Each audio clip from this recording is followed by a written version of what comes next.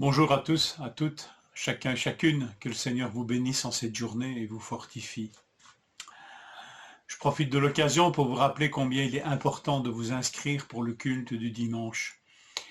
En ces temps de Covid, faisons-le d'une manière disciplinée. Merci pour tous ceux, toutes celles qui le font déjà bien à l'avance, et j'encourage tous les autres, y compris moi-même, à s'inscrire pour le culte de dimanche prochain, bien avant samedi ou dimanche matin. Hébreux 10:10. Et c'est en raison de cette volonté que nous avons été rendus saints par l'offrande du corps de Jésus-Christ, une fois pour toutes. Une fois pour toutes. Une expression finalement forte, opposée à cette idée de remise en cause annuelle propre à la loi. Vous avez lu ça dans Hébreux 10. Le souvenir des péchés est rappelé à chaque année par cette offrande que l'on doit faire perpétuellement. Or ici, nous avons un tout autre vocabulaire, fort aussi, une fois pour toutes. Ce que Jésus a accompli l'est une fois pour toutes, sans remise en cause possible, annuelle, mensuelle, quotidienne, hebdomadaire.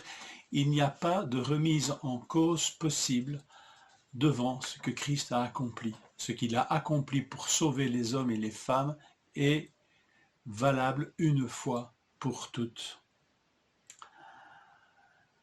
Cette œuvre, l'offrande de son corps pour nos péchés, est fondée sur l'accomplissement de la volonté de Dieu. Le Fils donne sa vie pour accomplir la volonté de Dieu. Ce n'est pas un vocabulaire de contrainte, il ne le fait pas par contrainte. Jean 10, verset 17. Le Père m'aime parce que je donne ma vie pour la reprendre ensuite. Personne ne me l'enlève, mais je la donne de moi-même. J'ai le pouvoir de la donner et j'ai le pouvoir de la reprendre. Tel est l'ordre que j'ai reçu de mon Père. Nulle contrainte. Personne ne me l'enlève, ma vie. Je la donne de moi-même. Par amour du Père qui aime le Fils. Et nous entrons ici dans le mystère à nouveau de cette relation éternelle et trinitaire en Dieu lui-même. Source de tout. Jean 10, 15. Tout comme le Père me connaît, et comme je connais le Père, je donne ma vie pour mes brebis.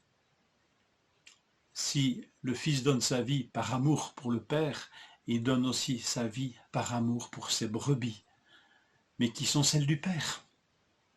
Et à nouveau, ce verset 15 de Jean 10 commence par tout comme le Père me connaît et que je connais le Père. Nous sommes à nouveau nous entrons à nouveau dans ce mystère, de cette relation trinitaire en Dieu, source de tout, y compris de l'amour pour nous. Et donc, source de cet accomplissement de la volonté du Fils, par amour pour le Père.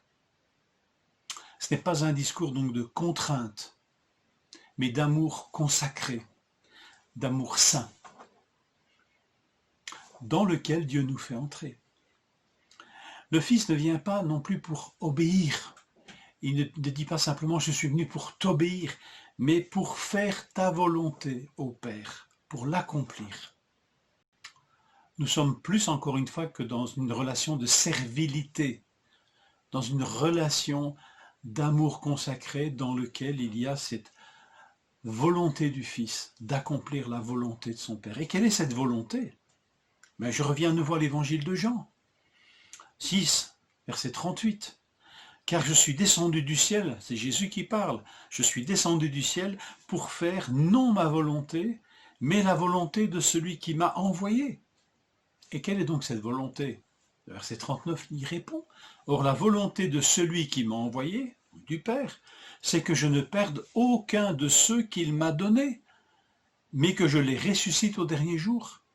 La volonté de mon Père, c'est que quiconque voit le Fils et croit en lui ait la vie éternelle, et je le ressusciterai au dernier jour. Volonté de salut pour quiconque croit au Fils. Voilà la volonté du Père, exprimée ici par le Fils. Et en vertu de cette volonté, à cause de cette volonté, nous sommes participants à la sainteté une fois pour toutes. Alors ce terme de sainteté, nous sommes participants à la sainteté. Je vous donne ici une définition trouvée dans un dictionnaire, dans un lexique. Voilà, sanctifier, c'est être séparé des choses profanes et consacré à Dieu. C'est être purifié. C'est nettoyer l'extérieur, sanctifier. C'est purifier par l'expiation, être libéré de la culpabilité du péché. Purifier l'intérieur par le renouvellement de l'âme. C'est tout ça sanctifier. Et nous le sommes une fois pour toutes par la foi en Jésus-Christ qui a accompli la volonté de son Père pour nous sauver. Une fois pour toutes. Et Dieu veut que nous le sachions. Il a consacré cet épître à nous le dire et à nous le répéter. Méditons et réfléchissons. Et inscrivons-nous pour le culte de dimanche prochain. Bonne journée.